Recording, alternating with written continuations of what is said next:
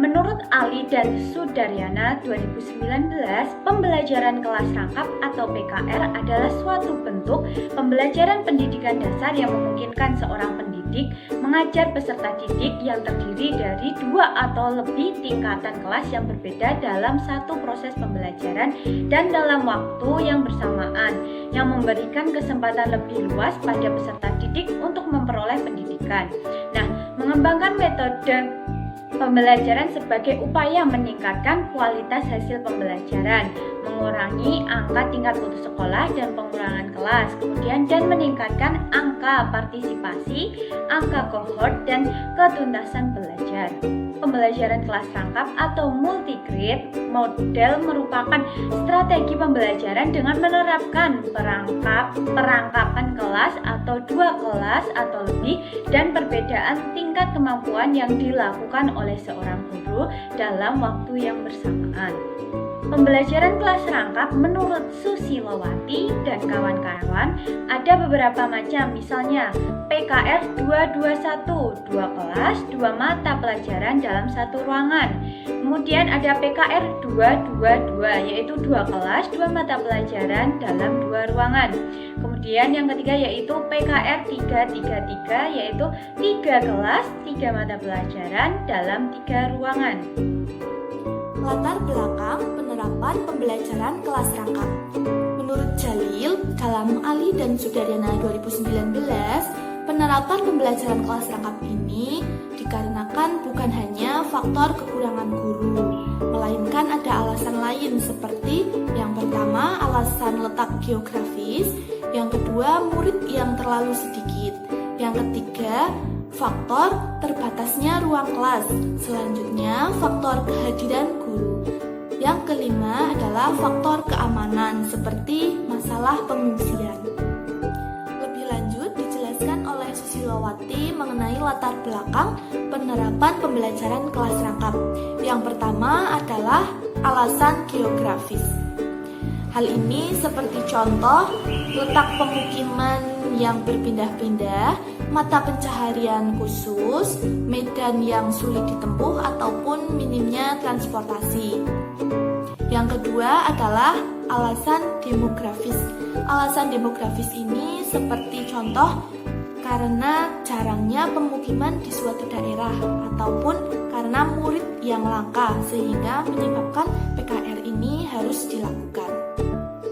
Yang ketiga adalah kekurangan guru. Meskipun jumlah guru di Indonesia terhitung banyak, namun minat guru untuk mengabdi di daerah terpencil masih rendah, sehingga guru-guru di daerah terpencil tersebut harus melakukan pembelajaran kelas rangkap. Selanjutnya adalah terbatasnya ruang kelas.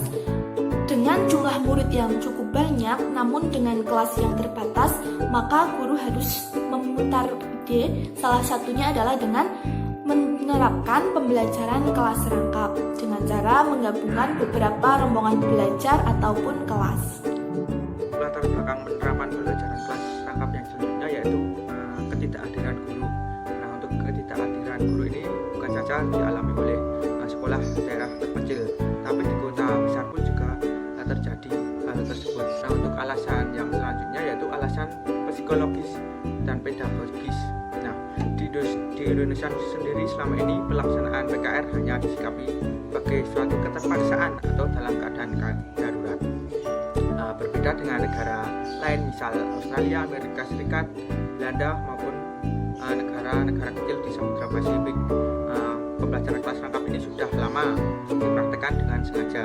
Nah, bentuk perhatian dan pelayanan pendidikan dapat berupa penggunaan pendekatan pembelajaran yang mampu memadai perbedaan individual tersebut.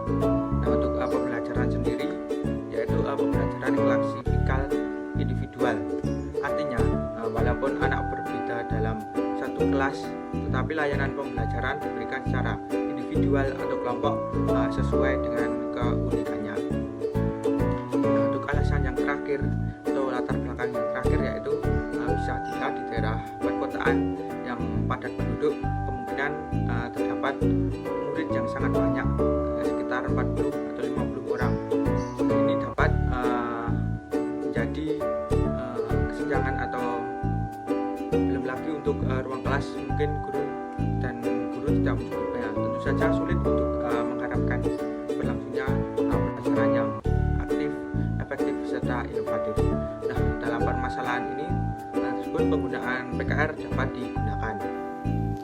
Tujuan, fungsi, dan manfaat pembelajaran kelas rangkap dapat ditinjau dari 4 aspek. Yang pertama yaitu quantity dan equity. Dengan mengoptimalkan sumber daya yang ada, maka pembelajaran kelas rangkap mampu memenuhi asas quantity yaitu jumlah dan juga equity yaitu pemerataan.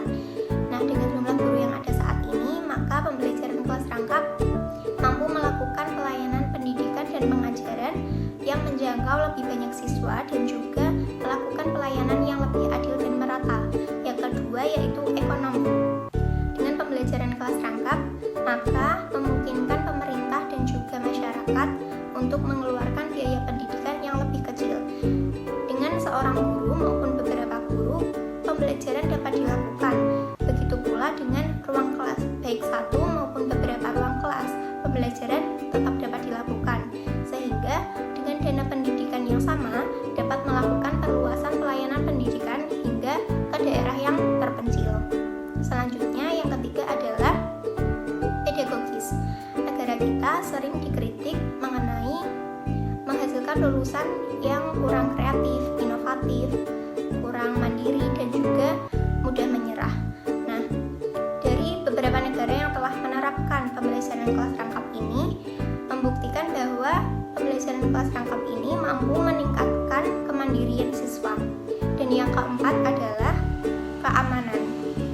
Dengan pendekatan pembelajaran kelas rangkap ini, pemerintah dapat membangun sekolah di daerah yang mudah dijangkau oleh siswa, sehingga mengurangi kemungkinan keterlambatan siswa, kekhawatiran orang tua, dan juga terjadinya putus sekolah.